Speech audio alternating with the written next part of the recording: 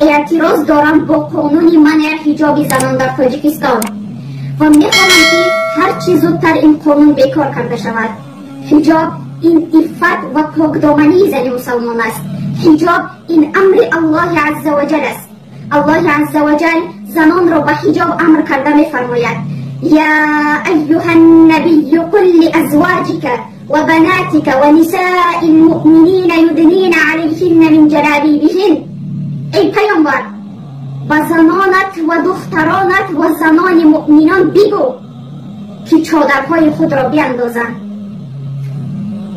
ای کسانی که از سر مادران و خواهران و حجاب را میکشید، ای کسانی که بر ضد قانون الله می ایستید، ای کسانی که میگویید حجاب شرعی لباس بیگانه است، نظر کنید به طاغوتانی مثل خودتان که در کجا هستند. با فرعون چی شد؟ با ابرهه چی شد؟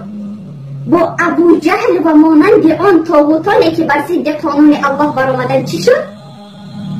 با آن همه قدرت و لشکرشان الله به خاک یکسانشان کرد. ای تواغیت بدانید که ما کسی از شما نداریم. اگر شما قدرت و جایگاه داشته باشید، ما الله داریم که قادر است در یک لحظه تمام قدرت و تمام جایگاهتون را نیست و نابود کند. آیا مردان این امت امروز اینقدر دیوس شدند که حجاب مادر و زن و خواهرش کشیده می شود اما از ترس کفار ساکت است؟ نظر کنیم به قول عثمان رضی الله عنه که راضی بود تکه تکه شود اما راضی نبود که یک تار از موی همسرش نمایان شود. بگذار جان من و جان تو در راه الله فدا شود، اما گذاشته نشود که حجاب شرعی از سر خواهر مسلمان ما گرفته شود، اما گذاشته نشود که یک تار از موی خواهر ما نمایان شود. ای برادرانم بیدار شوید تا بکی از ترس کفار در خانه هایتان جمع شوید، تا بکی در این ظلم تواغیت تسلیم شده خاموش نیستید، تا بکی غفلت، تا بکی.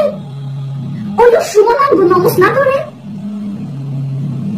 پس برخیزید و مردانگی خود را نشان دهید اگر مرد هستید.